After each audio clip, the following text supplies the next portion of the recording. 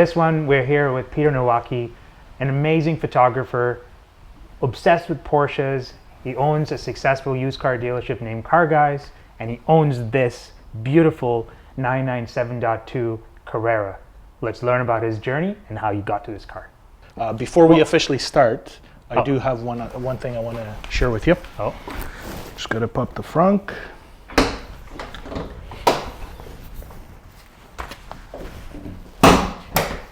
There you go. This might help with some future sets. Oh yeah? Yeah. What's this? Do you want me to open it now? Yeah, absolutely. Oh wow. This is a different intro that I'm not used to. I'm going to be interviewing you, Pro Bull, just so you know. Hey, no, this is about you, buddy.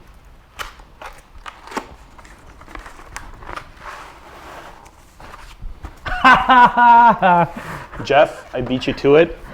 Thanks for the idea. Are we using this right now? Sure, why not? I think there's a marker inside as well. Well, we won't draw anything on it, but let me put this away for a moment. So we're going to be doing this with one take, right? One take? Okay, let's do it. Just don't slap your fingers.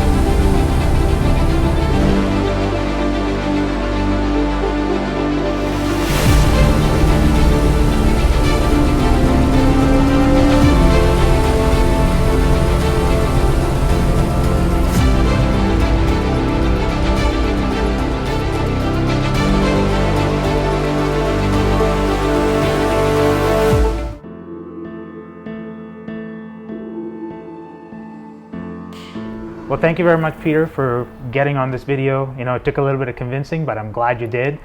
So let's start with your car. It's beautiful. Let's talk about the journey towards this car. Where did it all begin? Thank you for having me. I've always loved Porsches, and I decided maybe 3 years before I actually got this one that I really wanted a 997.1 911. Of course, they're not easy vehicles to find, especially if you're looking for a specific spec, color. At the time, my budget was a little bit different, so it took me a little while to find what I was looking for. I ended up not being able to find it initially. I ended up getting a BMW M3 E90, 6-speed manual. Such a beautiful car, right? Now? It is. You know, it's one of those cars I probably should have never got rid of. Yeah, it's a Jerez black, fox red interior, aluminum trim, individual audio. But that was the first car I actually ended up buying instead of a 911 just because I couldn't find the right vehicle.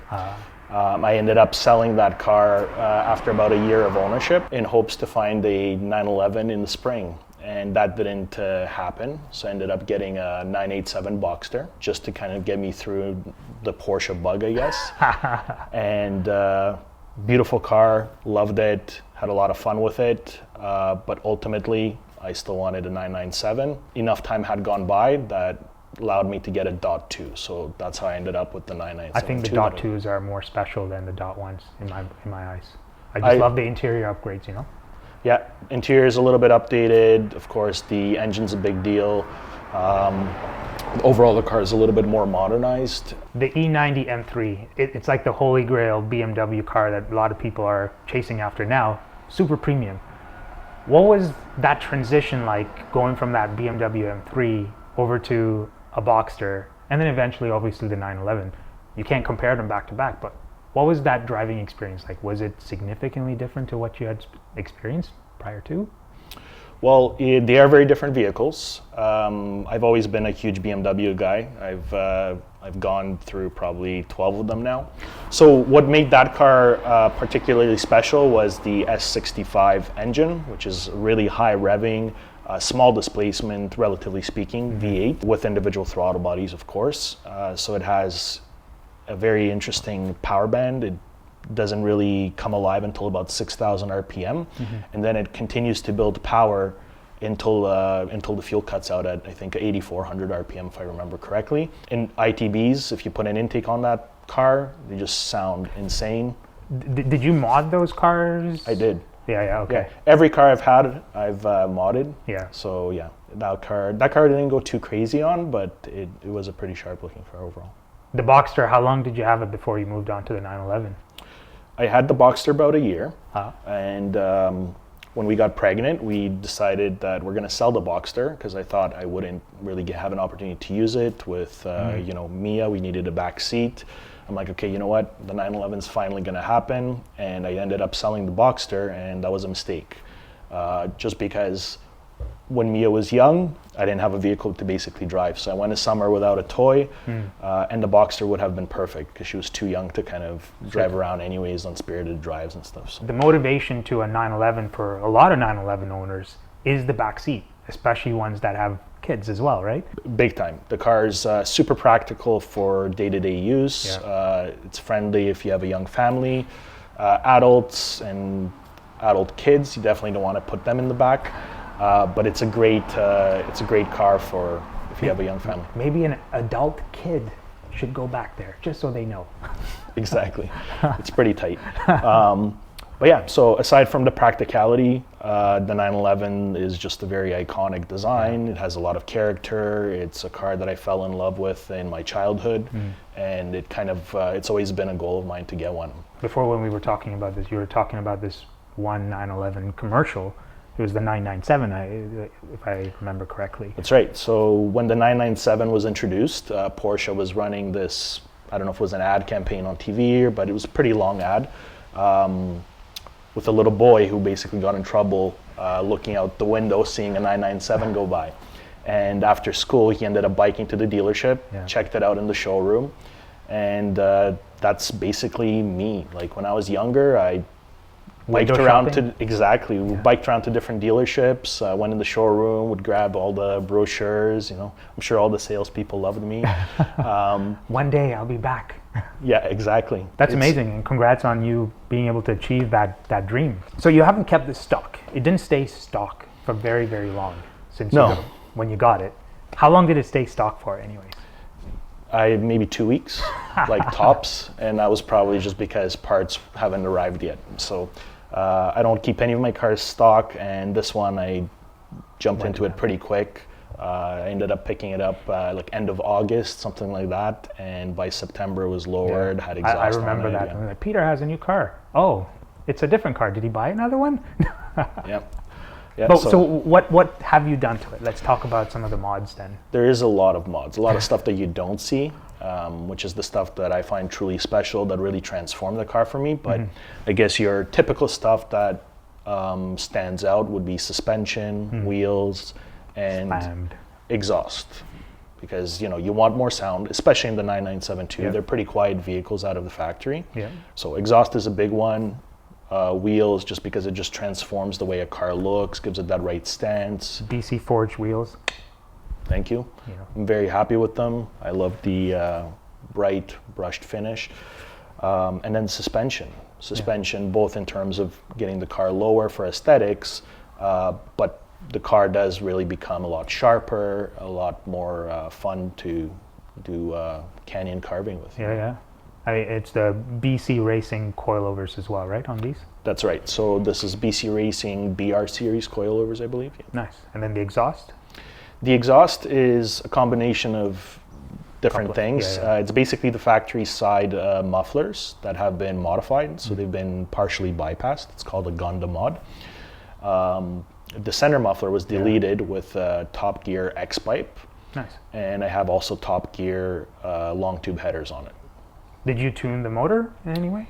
Yeah, so with the headers, just not to throw cat efficiency codes, etc., I ended up getting an EVOMS tune, and I ended up getting a stage 4 tune customized for me with like the existing mods that I had, as well as a couple other minor things so I don't throw check engine lights and stuff. For me, one of the key mods that stand out to me the most is the headlights. You've changed it from what the 997.2 OEM headlights are, and they look really cool. Yeah, so there's thank you. There's a company that makes basically a replica of what you have on your car, which is the 991 PDLS Plus headlight, I believe.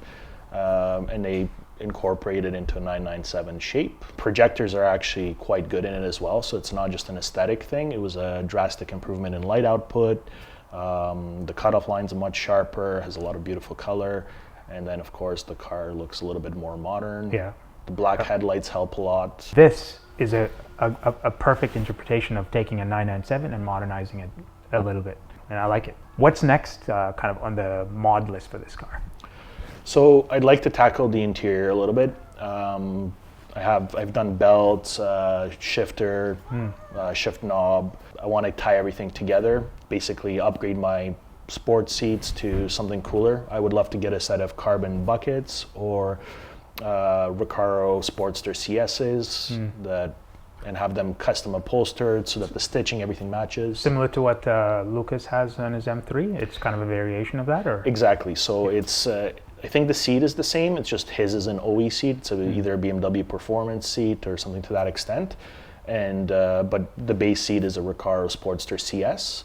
And then the idea would be to tie it into the existing interior color and maybe do houndstooth center, some lighter stitching.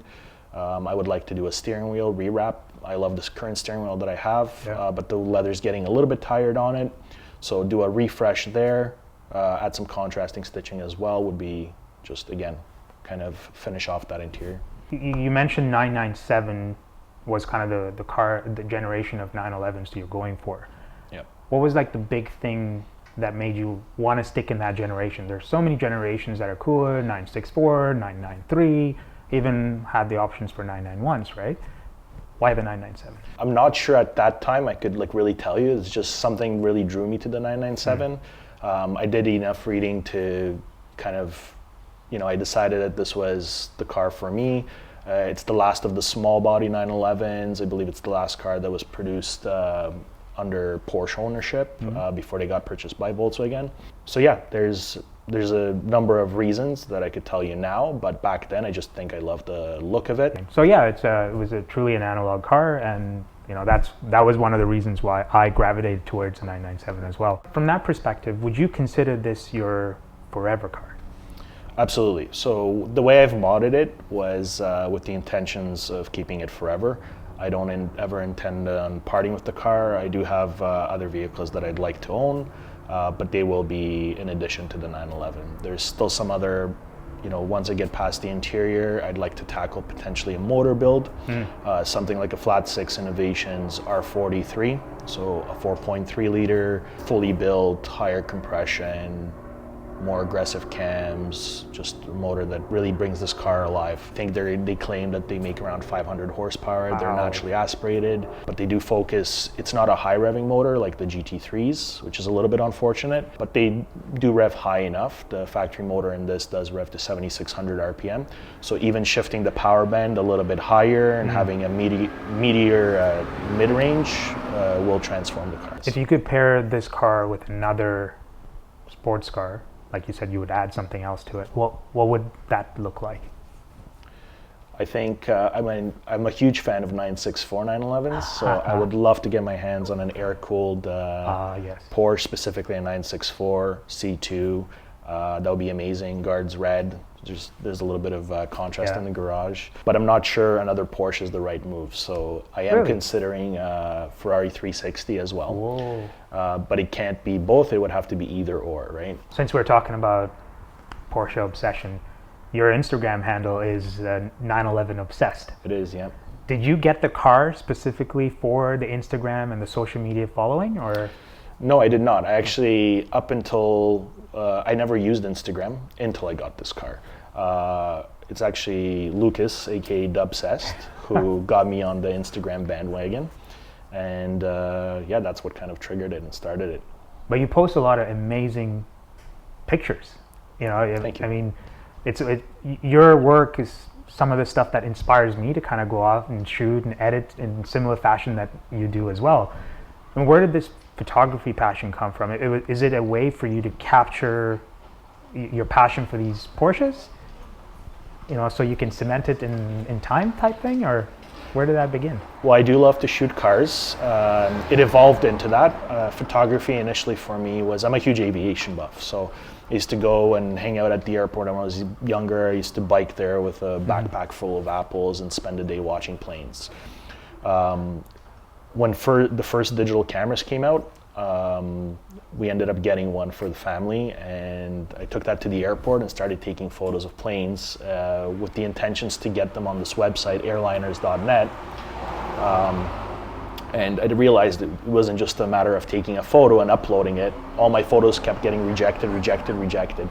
So I had to work on my photography skills and kind of follow their guidelines, rules to get some photos online. And that's what started it. Then after that came the gear acquisition syndrome. You know, you start buying all the cameras, and the lenses, all that stuff. And then, of course, being the car guy that I am, naturally I started shooting cars as well. Now, if you had to pick the top 3 things that make this car special to you, what would those be? I think it's the fact that it's a very small car. It feels, when I hop in it, I feel like I'm in a cockpit. I feel completely at home. I like the fact that it's just a small coupe, and it is very visceral with the mods that I've done to it. So for me, this car, it's not a grocery getter. It is a weekend car. It's a way for me to unwind. So it makes a lot of noise. There's a lot of vibrations. You feel the road. You feel what the tires are doing. And it's small. It's just my little rocket for back roads. Well, with all the mods, it's definitely a rocket for sure. That's amazing, Peter. Thank you so much for jumping on this video with us. Super amazing. There's been a lot of positive feedback from all of you that you're loving these series of car stories. So look forward to doing more of these as well. So thank you all for watching. If you like this one, hit the like button, subscribe to the channel, and I'll see you all in the next one. Thank you very much. Thank you. Oh, wait. I keep forgetting how we use this. I don't think we use it at the end to say cut, but do it. Done.